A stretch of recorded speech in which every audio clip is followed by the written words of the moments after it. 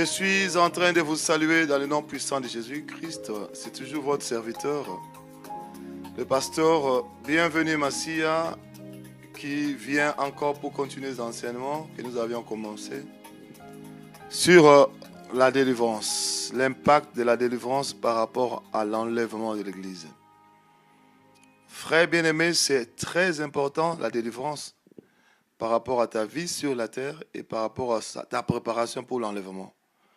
Parce qu'il y a beaucoup de choses qui retiennent les enfants de Dieu dans la captivité. Ils ne savent pas faire le bien qu'ils connaissent et ils se retrouvent en train de faire le mal qu'ils ne veulent pas, tout simplement parce qu'il y a une captivité quelque part.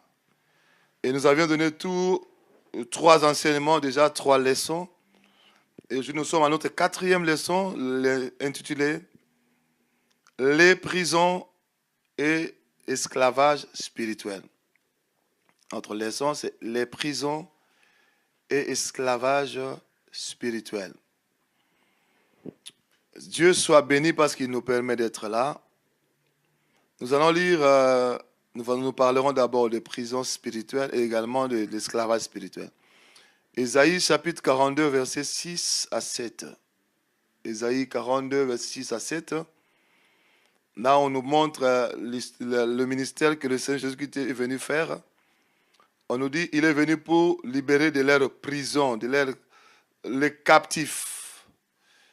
Il y a également Ésaïe chapitre 61, verset 1.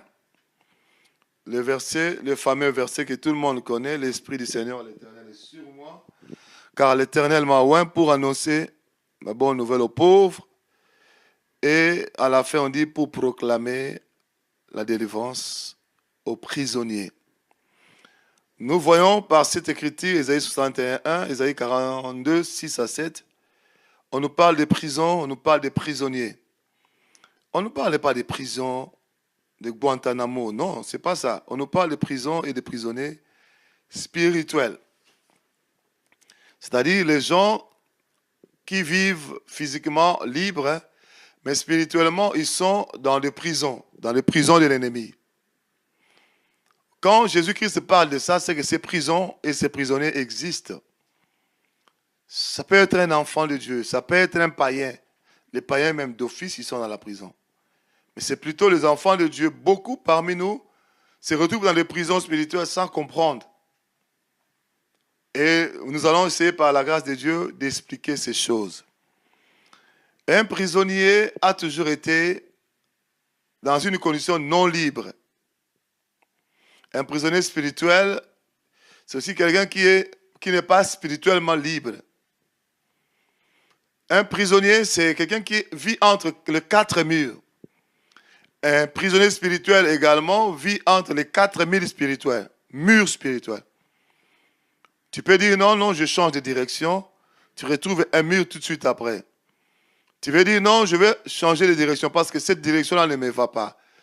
Et quelque temps après, tu vas retrouver un mur. C'est-à-dire quoi? Ça veut dire quoi un mur? Quelque chose qui t'empêche de progresser. Quelque chose qui t'empêche d'aller de l'avant.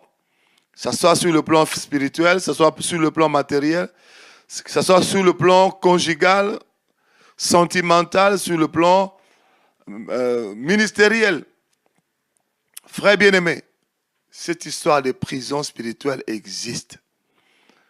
Et un prisonnier n'est pas seulement, entre les 4 murs, un prisonnier a toujours été condamné. On ne peut pas mettre quelqu'un dans une prison sans le condamner. Il y a des gens qui sont condamnés à prison à vie, il y a des gens qui sont... Il y a d'autres pays où la peine de mort est toujours en vigueur. Il y a des gens qui sont condamnés à mort. Et lorsque le temps va arriver, on te met sur une chaise, comme aux États-Unis, ou bien une chaise électrique, ou bien on va te piquer. Et puis tu meurs. Un prisonnier a toujours été condamné. Non seulement un prisonnier a toujours été condamné, un prisonnier a toujours été surveillé. Dans les prisons, on met des caméras partout pour surveiller. C'est pareil aussi pour les prisons ou les prisonniers spirituels. On les surveille, on les condamne et Et non seulement on le condamne, il y a la condamnation et la limitation. Il y a aussi la surveillance. On te limite, tu ne peux pas dépasser les 4000, tu vas rester là. Ça peut être spirituellement limité, ça peut être matériellement limité, ça peut être conjugalement, dans le mariage limité. Tu ne peux pas jouir un certain nombre de choses, dans le mariage même. Alléluia. Et le prisonnier a toujours été surveillé. Non pas seulement avec les appareils, caméras et autres, mais aussi avec les hommes. Parce qu'il y a des gens qu'on appelle les geôliers. Ceux qui surveillent les prisonniers dans une prison. Il y a aussi le système des geôliers. Il peut être un ami, tu l'appelles un ami intime. Je connais une sœur qui disait, ça c'est mon ami intime. Le jour qu'elle a compris spirituellement, Dieu l'a révélé que c'est elle, le geôlier de sa vie. Mon frère, c'était terrible. Ça peut être un voisin. Moi, j'ai déjà vu un voisin dans un immeuble, je suis allé faire des délivrances. Un voisin qui était là, c'est lui le geôlier qui surveillait tous ces gens-là. Donc, les familles de ces gens-là qui travaillent dans la sorcellerie, ils venaient vers ces voisins-là de l'immeuble faire des réunions parce qu'il était aussi de la sorcellerie. Et à partir de ces voisins-là, il opérait dans toutes les maisons de l'immeuble. Frère, et le voisin en question, il est devenu comme le geôlier. Il vous surveille. Il vous écoute en train de prier. Ces derniers temps, il prie beaucoup. Là, on va vous envoyer le sommet spirituel. Mais si tu as la malchance d'aller rencontrer ta vie, comme il y a beaucoup de chrétiens qui n'ont pas de secret, tu vas rencontrer ta vie, raconter sa vie à ces voisins-là. Mais il va prendre tout ce que tu lui dis. Il va ramener directement dans la réunion. Il a tel projet, il veut voyager, il veut acheter, il veut vendre. Et on va bloquer. Les geôliers existent. Les sortes de prisons. Je vais maintenant vous donner les sortes de prisons. La première sorte de prison, c'est la prison familiale. Frère bien-aimé, ça ne manque pas. La famille. La Bible dit, l'homme aura pour ennemi les gens de sa propre maison. Les agents sataniques, ceux qui travaillent pour Satan dans ta famille, ils ont aussi une prison familiale. Et quand tu n'es pas fort en Christ, quand tu es un chrétien qui va dans le monde, un chrétien qui aime le monde, qui aime la distraction, qui ne prie pas normalement, qui un pied dedans, un pied dehors, ce sont de tels chrétiens que les satanistes prennent pour mettre dans la prison. Mais un véritable chrétien, il est un feu. La Bible dit, Dieu fait de ses serviteurs de flammes de feu. Le sataniste ne peut pas le toucher. Mais si tu es un chrétien qui prie comme si tu ne voulais pas prier, c'est toi qui seras prisonnier. La prison familiale. Et cette prison familiale, je l'ai dit, ce sont les agents du diable de ta famille qui vont maintenant condamner ta vie. Ils vont condamner ta vie.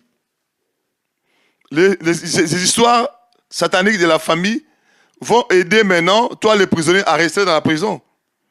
Ils vont te suggérer un certain nombre de choses. Ils vont te proposer un certain nombre de choses. Non pas parce qu'ils t'aiment, mais ils proposent ça par rapport au plan satanique de la sorcellerie pour te maintenir dans la prison. Même quand tu veux te marier, les choses, tu es une femme, tu veux te marier. Les choses qu'on demande sur la liste là, certaines choses qu'on demande, c'est juste pour te retenir dans la prison encore davantage. Ce sont des systèmes établis dans les familles pour retenir les gens dans la captivité. Frère bien-aimé, la prison familiale. Non seulement il y a la prison familiale qui retient les gens dans la captivité, il y a aussi la consultation d'un sataniste. Tu es allé consulter un féticheur dans ta vie, un magicien, un voyant, un sataniste qui travaille pour Satan, un marabout, un charlatan. Et il te donne quelque chose, il prend quelque chose de toi, que ce soit l'argent, que ce soit un de tes vêtements, le sang, tout ce qu'il prend de toi, ça renforce ta prison, ta captivité. Et tout ce qu'il te donne aussi, ça renforce ta captivité. Je vais vous expliquer quelque chose. Peut-être vous ne comprenez pas. Quand le Seigneur Jésus parle de la prison, quand le Seigneur Jésus parle dans Isaïe 61 des prisonniers, c'est-à-dire, il sait, lui, ces choses plus que nous. Il sait qu'il y a des prisonniers spirituels. Il sait qu'il y a la prison spirituelle. Et il sait aussi que les agents du diable prennent les âmes mal affermies, les âmes qui ne veulent pas, incrédules et rebelles, pour les mettre dans la prison. Et qu'est-ce qui arrive maintenant? Quand il te met dans la prison, il condamne ta vie, il limite ta vie et il surveille ta vie. Ils peuvent mettre des antennes, les caméras même dans ta vie, dans ta propre vie. J'ai vu beaucoup de choses dans cette délivrance. Un jour, je suis allé faire une délivrance, une soeur. Il avait son voisin. Son voisin lui a donné un cadeau, juste un cadeau. Il a mis le cadeau dans sa chambre. Lui, elle voit un cadeau. Or, en réalité, c'était une caméra spirituelle pour surveiller sa vie de la prison. Mon peuple périt parce qu'il manque de la connaissance. Frères, réveillons-nous, cherchons la repentance sincère, profonde, et cherchons également la délivrance. Tu consultes un agent du diable, ça te fait prisonnier. Je vais vous dire la vérité. Dans plusieurs délivrances, nous sommes allés voir les agents du diable se manifester dans le corps de chrétiens. Il est allé chercher la magie chez moi. Il est allé chercher le fétiche d'un mari chez moi, d'une femme chez moi. Il est allé chercher le fétiche de la bagarre pour faire le commerce chez moi. Combien de fois nous voyons les satanistes? Il est venu consulter dans mon laboratoire. Mon frère, quel agent du diable tu as consulté dans ta vie? Quand tu vas consulter un agent du diable, ça c'est le territoire de l'ennemi. Lorsqu'on fréquente le territoire de l'ennemi, on se fait prisonnier.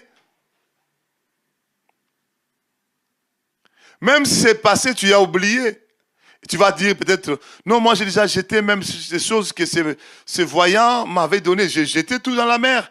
Oui, c'est bien, mais tu as jeté, mais ce que toi tu lui as donné, il n'a pas jeté. Hein? Ce qu'il t'a donné, c'est bien. Nous croyons que tu as jeté, mais ce que tu lui as donné, l'argent que tu lui as donné. Toi, tu penses qu'il a besoin de l'argent. Certaines personnes disent même, cet homme-là ne demande même pas beaucoup d'argent, juste un petit rien. Mais toi, tu ne sais pas, ce petit rien-là, lui, il sait ce que ça représente, ce petit rien. C'est ton bonheur, c'est ta richesse que tu lui donnes. Tu as donné tes vêtements, tu as donné ton cheveu, tu as donné tes ongles, tu as donné je sais quoi, ton sang. Lorsqu'on a fait des incisions, il a pris le sang. Mais c'est ta vie qui est restée là. Frère bien-aimé, le Seigneur Jésus-Christ est venu pour libérer les captifs de la prison. Tu dois te repentir et chercher ta délivrance. Il y a non seulement la prison par la consultation d'un sataniste, il y a aussi la prison par l'initiation dans l'occultisme.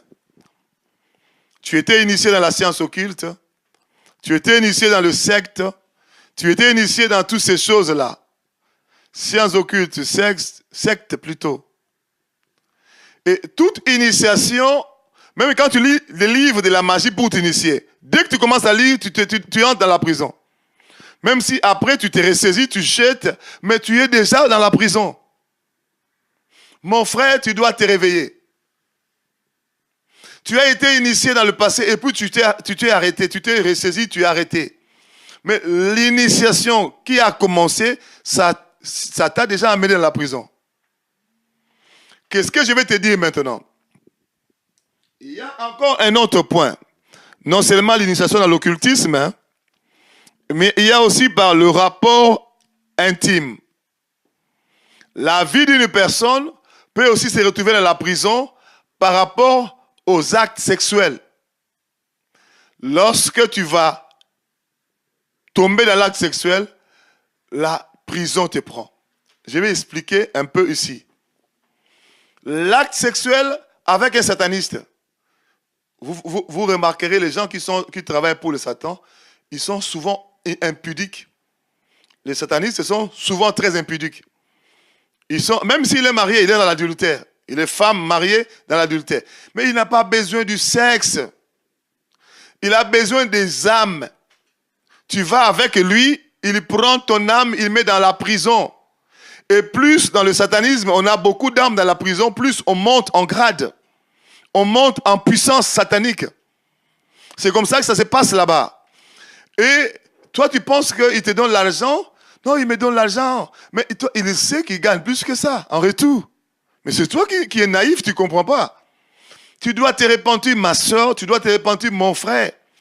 Pour que le Seigneur te fasse grâce, il vient te délivrer. Et ta délivrance est là, entre tes mains. Quand la parole t'a été donnée, c'est ce que Dieu a décidé déjà ta délivrance. Par les rapports intimes, les rapports sexuels. Je vais encore dire une chose. Tu peux rencontrer un partenaire qui n'est pas sataniste. Mais il est un instrument du diable. C'est comme un appât. Vous savez, quand vous voulez attraper un animal, vous voulez attraper un poisson, vous mettez l'appât, vous jetez dans l'eau comme ça. Et puis quand quelqu'un mange ça, et le poisson, quand un poisson mange ça, il est pris. Il y a des gens qui deviennent impudiques, tu ne connais pas. C'était un appât. On jette comme ça dans l'eau, quand tu vas manger, ça te prend. La maison te prend. Frère bien-aimé, combien de gens j'ai trouvé, surtout ces derniers temps, nous sommes en train de faire beaucoup de délivrances. Nous avons vu des frères et sœurs devenir des instruments du diable. Tu vas avec lui dans l'implicité, c'est lui qui utilise sa vie, te prend. La personne qui est derrière elle, qui utilise sa vie comme prisonnière, elle-même elle est prisonnière, elle est derrière, quelqu'un est derrière elle. Comme un appât, elle pousse. Quand tu entres dedans, directement dans le monde des ténèbres. J'ai dit, directement, tu vas dans le monde des ténèbres. Il y a des hommes, il y a des femmes, tu le vois comme ça, toi tu ne connais pas. Mais tu vas avec lui, il est comme une porte qui t'amène tout droit dans le monde des ténèbres, dans la prison du diable. Et quand je parle de ces choses, ça me choque. Je me dis, nous marchons avec des gens, beaucoup de prisonniers. Tu vas le voir en cravate, bien habillé, bien habillé, en jupe, en robe, bien propre. Mais en réalité, spirituellement, il est prisonnier. Non seulement il y a la prison, dans l'initiation, par le rapport sexuel plutôt, mais il y a aussi la prison de fausses églises. Vous savez, partout où on crie Alléluia, ce n'est pas forcément Jésus-Christ qui est là. Il y a des églises que Satan lui-même a sponsorisées, il a créées. On crie Alléluia aussi. On dit aussi Jésus. Mais en réalité, c'est le diable qui est derrière. C'est le diable le fondateur, le visionnaire. C'est le diable qui est derrière. Tu entres dedans, tu es cuit. Je vais vous dire une chose.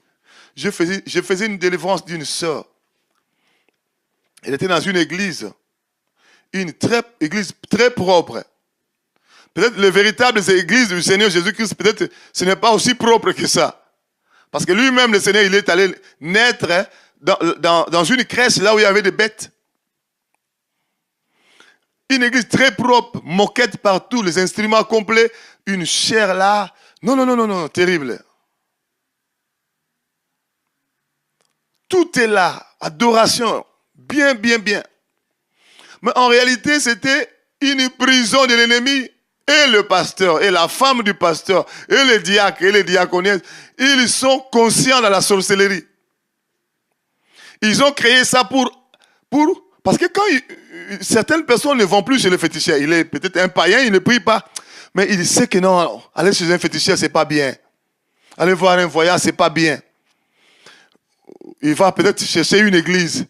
Bon, pour les gens qui ont besoin de chercher une église, je mets une prison église. Entre guillemets, église. Ces prisons-églises sont plus nombreux que des prisons, sont plus nombreux que les églises du Seigneur Jésus-Christ. Je vous dis la vérité au nom de Jésus-Christ. Et la sœur est allée prier dans cette église-là. Elle pensait que c'était une église de Jésus-Christ. Et du coup, elle était déjà une sœur en Christ. Dieu l'utilisait déjà bien avant. Et puis, elle voyait des visions parce qu'elle avait les dons avant dans une vraie église. Il a ramené ces dons-là à l'église de Satan.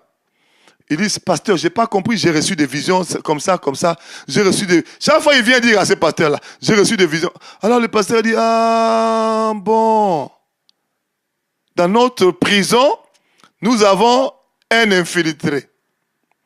Vous comprenez infiltré, ça veut dire quoi? Un véritable enfant de Dieu qui est venu là, que Dieu a ouvert les yeux pour voir. Si on le laisse comme ça continuer à voir, un jour il va nous dévoiler. Frère, on a attaqué la sœur en question. Si je vous dis, vous allez pleurer. Attaqué comme pas possible. Il a attrapé même la folie. Et le jour où je suis allé dans la délivrance, je suis allé voir cette sœur en Christ, pleine des esprits humains et des démons. Et je vois un grand esprit qui se manifeste. Moi, je suis le pasteur de l'église. Il me donne son nom. Je ne peux pas dire son nom ici parce qu'il va peut-être m'écouter. Je ne peux pas dire son nom. Je n'ai pas reçu la permission de dire son nom. Si Dieu me dit donne la permission, je vais le dire. Mais il ne m'a pas donné cette permission-là. Et je le chasse. Et la femme du pasteur se manifeste. Je le chasse. Le diacre et le diaconné se manifestent. Je le chasse. Mais c'était terrible. Et il tue même, il sacrifie même les gens qui viennent là. Quand ils te voient que tu es têtu, on te tue parce qu'on va te faire manger la saine, c'est la sorcellerie. On va te faire manger le corps de Jésus qui c'est le sang. Non, c'est la sorcellerie, le pain de la sorcellerie, le breuvage là, la sorcellerie. On va te faire imposer les mains, les enfoutements. On va mettre de l'huile, ce sont les églises qui utilisent de l'huile, du sel, même pas utiliser du sel, mais de l'huile, de l'eau, des choses comme ça. Tu ne sais pas là d'où ça vient. Non, tu prends, on te met sur la tête. Et tu ne comprendras pas, depuis que tu es allé dans une église, là, ta vie est détruite. C'est le moment où chaque chrétien va s'arrêter, demander au Seigneur, dans ton coin, est-ce que l'église dans laquelle j'ai pris, est-ce que c'est véritablement l'église du Seigneur Jésus-Christ?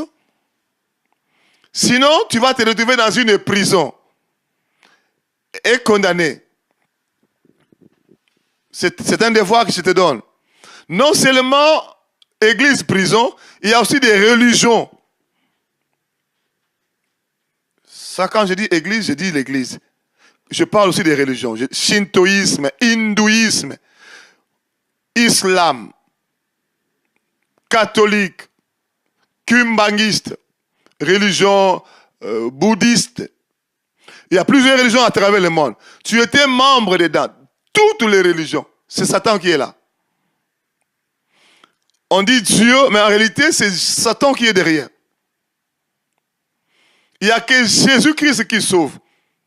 Jésus n'est pas une religion. Jésus, il est le Seigneur, il est le Sauveur, il est Dieu. Accepte Jésus-Christ. Aie une relation avec le Seigneur Jésus-Christ. C'est lui le chemin, la vérité, la vie. La religion ne t'amènera pas dans le royaume des cieux. Dans la religion, on a mis des lois pour nous dire, tu fais ça, ça te mène vers Dieu. Mais Christ, c'est lui qui est mort plutôt pour nous donner la vie. Est-ce que vous comprenez? C'est différent. Christ, Jésus-Christ, qui est Dieu qui sauve, et la religion. La religion, c'est une sorte ce sont des sortes de prisons de l'ennemi pour retenir les gens dans la captivité. Vous remarquerez ceci, dans ces religions, ils utilisent je ne sais pas, on appelle ça comment en français, de chaînettes comme ça avec des perles. Dans presque toutes ces religions-là. Allez-y voir. Ils utilisent des trucs comme ça qui font des prières comme ça. Et dans presque toutes ces religions-là. Ah, tout ça sont des choses, des mots de ténèbres. Même les enseignements qu'ils donnent, ce n'est pas conforme à la Bible. Frères bien-aimés, nous devons nous repentir. Tu as été dans une religion dans le passé, repens-toi, geste de délivrance. Le fait de quitter physiquement une religion, ce n'est pas dit que tu as quitté spirituellement. Ça, j'allais oublier. Gloire à Dieu. Le fait de quitter physiquement une église de Satan, une prison de Satan, église, ça ne signifie pas que tu as quitté spirituellement aussi. Tu dois te repentir pour quitter spirituellement. Tu dois renoncer à tout engagement que tu as fait, tout ce que tu as donné, tout ce qu'ils t'ont donné, renoncer à ça et chercher ta délivrance. Non seulement la religion peut t'amener dans une prison, il y a encore une chose, prison par la nécromancie. La nécromancie, ce sont des cultes, des cérémonies qui se font autour des morts. Quand quelqu'un est mort, il faut parler au cimetière. Il faut lui parler. Quand tu parles là, ça c'est la nécromancie, il y a des démons qui viennent. Ça te rend prisonnier. Même si tu parles, même si tu fais des choses, moi, personnellement, même des fleurs qu'on donne là, je ne sais pas pourquoi on donne ça. Moi, personnellement, je ne vois pas pourquoi. Je peux prendre mon argent, acheter une fleur. Ou si quelqu'un est malade, donne-lui l'argent. J'achèterai une fleur pour faire quoi avec? Ça n'engage que moi. Si tu veux le faire, fais-le. Ça ne change rien. La personne est morte. J'ai béni Dieu comme Job a fait. Le Seigneur a donné et le Seigneur a ôté. Que le nom du Seigneur soit loué. Je m'arrête là. Je n'entre pas dans des cérémonies. Il faut faire ça. Il faut jeter ça. Il faut jeter une fleur. Il faut jeter des dents. Il faut ouvrir. Il faut faire ça. Quand tu commences à parler, à t'exprimer autour de la mort, des choses que tu ne comprends pas, c'est aussi une prison. C'est aussi une prison. Il y a même des tribus qui font carrément des cérémonies. Ils allument des bougies, ils font ceci. Mais ça fait quoi tout ça? Allumer des bougies, rouges, jaunes, ça fait quoi? Si tu ne comprends pas quelque chose autour des cérémonies des morts, ça peut t'amener à la nécromancie. La nécromancie, ce sont des cultes faits autour des morts, des cérémonies faites autour des morts. Il y a même des gens dans notre tribu, quand il perd un membre de la famille, on le rase, on l'enlève tout le cheveu. Pour faire quoi avec? Tous les ongles, pour faire quoi avec? Toi, tu ne sais pas, mais les gens qui le font, ils sont souvent les satanistes de la tribu, de la famille. Ils savent qu'ils sont en train de vous prendre à la prison. Prison par la nécromancie. Tu as fait ça dans le passé ou bien tu le fais présentement. Repens-toi. Renonce à toutes ces pratiques nécromanciennes et cherche ta délivrance. Et le Seigneur est disposé à te délivrer. Il y a également un autre point. Alléluia. Un autre point de la prison. Non, on va parler maintenant de l'esclavage, de l'esclavagisme. On a parlé de prison et esclavagisme. Je vais parler maintenant de l'esclavage, parce que notre thème, c'est prison et esclavage spirituel. L'esclavagisme spirituel. Un esclave, c'est aussi comme un prisonnier. Il n'est pas libre. Un esclave dépend de son maître. Il doit vivre dans l'esclavagisme, dépendant de son maître. Qu'il soit fatigué ou pas, tu dois faire. Il y a des gens qui sont comme ça, comme esclaves. Dans Actes chapitre 16, quand on nous parle, Actes chapitre 16, verset 16, tu descends jusqu'en bas, on nous parle d'une femme qui avait l'esprit de Python. La Bible dit, quand elle devinait, elle procurait beaucoup d'argent à ses bourreaux. Voilà l'exemple d'un esclave. C'est-à-dire, tu es là, tu travailles, mais tu ne profites pas de cela, parce qu'il y a le maître qui est là, qui doit prendre tout ce que tu as comme argent. Il y a les esprits des esclavagismes dans des familles comme ça. On prend un démon, on met sur toi, on te consacre esclave, tu vas vivre non pas avec ce que le Seigneur Jésus te dit de faire, tu vis avec ce que le démon là est en train de faire en toi pour les maîtres qui se retrouvent quelque part. Et c'était un jour où la délivrance est venue pour cette femme qui avait l'esprit de Python. La Bible dit quand elle devinait avec l'esprit de Python, ça ramenait l'argent. C'est-à-dire, les maîtres ont investi dans la femme en mettant un esprit.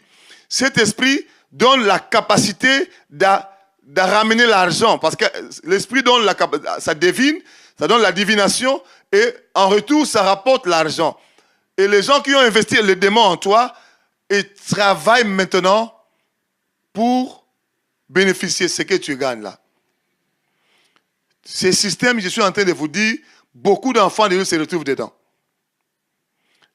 Un jour, j'étais en train de prier. Écoutez le témoignage. J'ai vu une femme esclave. Je chassais un démon. Au nom de Jésus-Christ, le démon commençait à s'agiter. Sors de ce corps. Elle dit, moi, je ne fais rien de mal à cette femme. Je suis juste envoyé parce qu'elle est notre chef.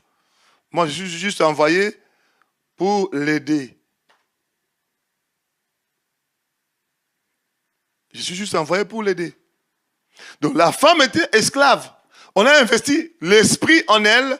Elle avait beaucoup d'argent. Elle faisait la drogue. Quand elle allait vendre la drogue, on arrêtait tout le monde sauf elle. Quand elle allait escroquer dans les banques pour avoir l'argent, on arrêtait tout le monde sauf elle. Elle mentait et on acceptait ses mensonges. Ce jour-là, je suis allé découvrir que ce sont ces démons-là envoyés par sa famille qui contrôlent sa vie et qui utilisent sa langue pour mentir, pour faire la drogue, pour gagner beaucoup d'argent. Dans le but de subvenir aux besoins de ses maîtres satanistes de la famille, elle comme esclave. Ce n'est pas seulement la drogue. On peut investir des esprits pour le commerce. On peut investir les esprits pour les études. Une fois, je faisais une délivrance, j'ai vu des démons. Nous ne pouvons pas sortir. Nous avons investi, on nous a envoyé dans elle pour la donner l'intelligence reçue à l'école, reçue dans la vie, pour qu'elle soit esclave. J'ai déjà vu des démons comme ça. Mais elle a commencé à prier, elle ne veut plus travailler. C'est pourquoi nous tourmentons sa vie. Elle doit rentrer servir comme esclave. La personne qu'on est en train de dire comme ça, c'est un enfant de Dieu, une servante de Dieu. Je vous dis, il y a même des pasteurs qui sont dans ces positions-là. Je suis en train de prier que tu sois libéré de l'esclavagisme qui t'a été imposé par des bourreaux, par des maîtres qui ont investi des démons en toi pour que tu travailles, ramener l'argent pour subvenir à leurs besoins. Un esclave, même s'il ne veut pas, il donne. Même s'il donne l'argent, il bouffe. Les gens qui devraient prendre son argent pour acheter une parcelle, l'aider à acheter une voiture, à gérer ses affaires, il bouffe l'argent. Il n'a pas de choix. Il doit toujours continuer à donner. Pourquoi? Parce qu'en réalité, c'est un esclave. Il ne donne pas par compassion, mais il donne par obligation. Les démons l'imposent cela. Tu as besoin de la délivrance, mon frère, ma soeur. On peut aussi l'envoyer, il gagne un bon mariage avec un bon mari. Ce n'est pas ce mari-là qui est venu comme ça. On l'a pistonné par le démon pour que dans ce bon mariage-là, l'argent rentre chez les bourreaux. La Bible dit, Acte chapitre 16, lorsqu'elle devinait, ça rapportait l'argent et c'est le maître qui gagnait. Ce n'est pas elle qui gagnait, c'était le maître. Jusqu'au jour où le Seigneur a décidé que l'esclavagisme va tomber et la délivrance est descendue. J'ai pris que la délivrance descende aussi dans ta vie au nom de Jésus-Christ. L'esclave. Et dans l'esclavagisme, il y a ce qu'on appelle esclave pour une dette. Esclave pour une dette. Quand tu vas lire dans Proverbes chapitre 22, verset 7. Dans Proverbes chapitre 22, verset 7, la Bible dit, le riche domine sur le pauvre. Mais celui qui emprunte, celui qui prête, emprunte plutôt, est esclave de celui qui prête. C'est écrit dans la Bible. Proverbe 22, 7. Tu vas prêter quelque chose, tu deviens esclave de celui qui t'a emprunté. Frère, à supposer que celui qui t'a prêté l'argent est sataniste. Tu deviens esclave d'un sataniste, d'un sorcier, d'un magicien, d'un occultiste. Lui-même occultiste, il est serviteur de Satan. Mais toi, tu deviens son esclave. S'il faut réfléchir, lui, esclave de Satan. Toi, esclave des magiciens. En réalité, toi aussi, tu es esclave de qui? Du diable. Et les satanistes, qu'est-ce qu'ils font? Ils viennent souvent prêter l'argent aux autres. Ils ont un système de prêter l'argent aux autres. Tu vas payer en 3 mensualités. Moi que vous voyez là, depuis que j'ai connu cette vérité, ça fait plus ou moins 20 ans. Je ne pourrai jamais venir te demander de me prêter. J'ai communiqué ça à ma femme et également à mes enfants. Non, non, non, non, nous ne pouvons pas aller prêter. Si nous n'avons pas, nous devons demander au Seigneur qui nous donne. Déchargez-vous sur lui de tous vos soucis. Parce que quand tu tombes dans le piège d'aller prendre la dette d'un sataniste, tu deviens réellement prisonnier. Et prisonnier de Satan. Qu'en est-il des gens qui ont donné la dot et qui sont restés avec un peu de dette? Qu'en est-il des gens qui ont pris l'argent d'autrui parce qu'ils faisaient qu'on appelle ça le ristourne et il s'est enfui? Qu'en est-il des gens qui ont volé l'argent des maris? Un mari t'a donné, va acheter telle ou telle chose dans tel pays, tu disparais dans la nature. Tu penses gagner, mais en réalité, tu deviens esclave. Tu dois te repentir, payer ta dette et chercher ta délivrance. Esclave pour une dette. Il n'y a pas seulement l'esclave pour une dette, il y a encore esclave d'une personne. Parce que vous savez, les gens qui suivent les stars, en réalité, ils sont esclaves de ces gens-là. Si la star dit, on va nous commencer à nous coiffer comme ça, ce sont les esclaves qui vont suivre. Maintenant, là, les stars ont dit, on va porter des jeans troués ici, troués là-bas, des jeans troués. Vous savez ce qui m'étonne quoi? Nous sommes en hiver ici, en Europe.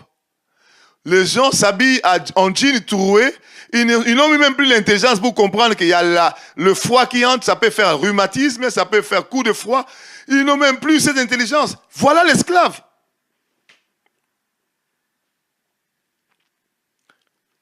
Et c'est partout, jeans troués, ils n'ont plus froid.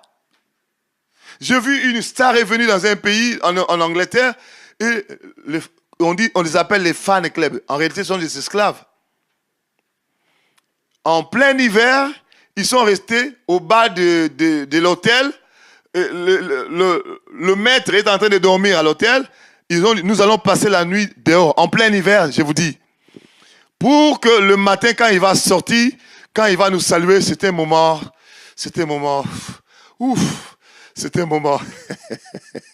voilà l'esclave.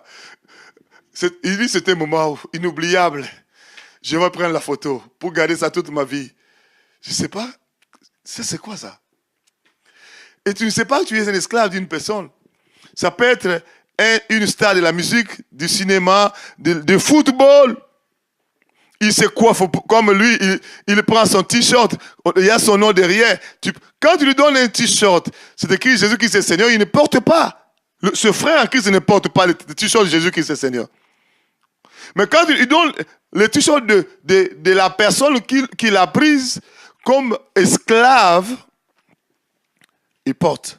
Il est tout fier, à l'église même, il porte le t-shirt. Esclave d'une personne. Il investit son argent pour acheter même, donner. Mais quand on demande à l'église pour l'évangile, il ne donne pas. Même si on vend ça, j'ai vu des tricots qu'on vend à 80 €, 60 €. On achète tout simplement parce que le nom du star est écrit derrière. Mais quand on vend quelque chose comme ça à 80 €, on a écrit Jésus-Christ est Seigneur, il n'achète pas. Non, c'est trop cher. Sois délivré, mon frère. Sois délivré, ma soeur. Esclave d'une personne, c'est-à-dire une personne physique, ça peut aussi être une personne morale. Une équipe de football, un orchestre. Personne morale, tu es là-dedans. Tu dois te repentir et être délivré. J'avais fait la délivrance d'une sœur qui était dans le fan club d'un orchestre mondain. Et le jour de la délivrance, j'ai vu les démons de cet orchestre-là se manifester. Une sirène qui gérait l'orchestre était là. Parce qu'on citait son nom en dédicace dans l'orchestre en question. Et je vois la sirène qui se manifeste. Elle nous servait dans l'orchestre. Dans ces orchestres mondains que tu vois, ils ont des pactes avec Satan. Il y a les sirènes qui gèrent ça. qui gère des cris, qui gère des danses, qui gère des chansons. Tu es dedans, on cite ton nom en dédicace, tu es dans l'esclavagisme parce que tu es esclave de cette personne morale, cet orchestre-là. Il y a également l'esclavagisme d'une chose.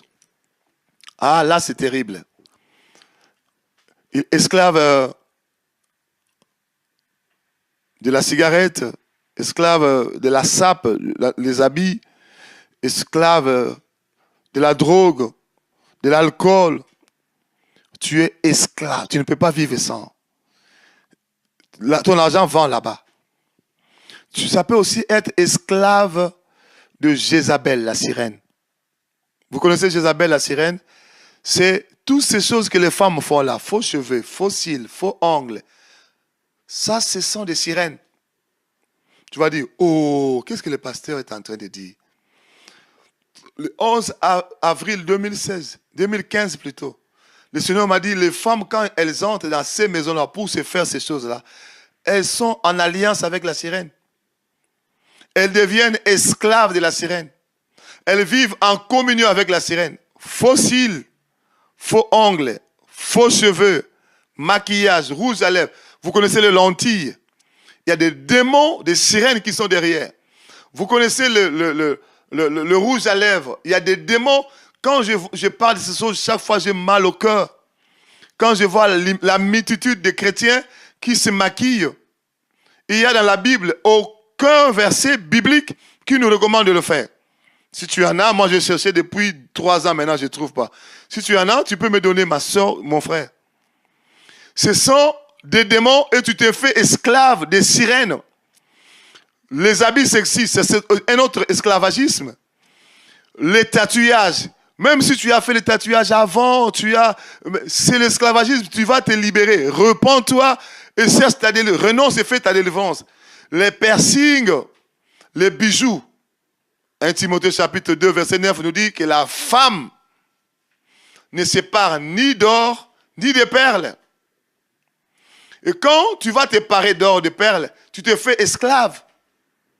Il faut suivre les autres vidéos du pasteur Bienvenu où j'ai étalé ces choses. J'ai expliqué en profondeur. Et il y a des sœurs en Christ qui ont reçu des délivrances, des démons de sirènes venus par les boucles d'oreilles, des chaînettes, de faux cheveux, de faux cils. Ils ont témoigné sur YouTube. Il faut nous contacter. Nous allons t'envoyer des vidéos pour voir. Tu es pasteur, évangéliste, prophète, docteur, apôtre. Dans ton église, on utilise des maquillages, des faux cheveux, des faux cils, des faux ongles. Sache que tu es en train de préparer ses frères et sœurs pour l'enfer. C'est exactement une captivité, c'est exactement une emprise, c'est exactement une sorte d'esclavagisme. Tu dois te repentir et renoncer à ces choses et chercher ta délivrance. Les prisons et esclavagisme spirituel. Ça te rend candidat de l'enfer. Tu dois te repentir, mon frère. Tu te retrouves dans ces enseignements, repens-toi. Tu te retrouves dans ces enseignements, renonce à ces choses. Une repentance sincère, profonde, un renoncement sérieux. Et cherche ta délivrance. Nos coordonnées sont là. Nous sommes disposés à t'aider, à répondre à plusieurs autres questions qui te passent à l'esprit pendant que tu écoutes ces messages. Appelez-nous, écrivez-nous. Que le Seigneur vous bénisse. Je vais juste prier pendant un petit moment avec toi. Seigneur, je prie que ta puissance descende dans toute personne qui a écouté ce message. Que tu le visites, que sa vie soit visitée. Et sa vie soit arrachée de toute forme de prison, de toute forme d'esclavagisme. Et dans le nom puissant de Jésus-Christ, et que sa vie soit conforme à ce que Dieu a voulu quand il a été créé. Au nom de Jésus-Christ, Amen. Soyez bénis. À la prochaine, nous allons parler d'un autre thème sur les malédictions et les biens mal acquis. Soyez bénis.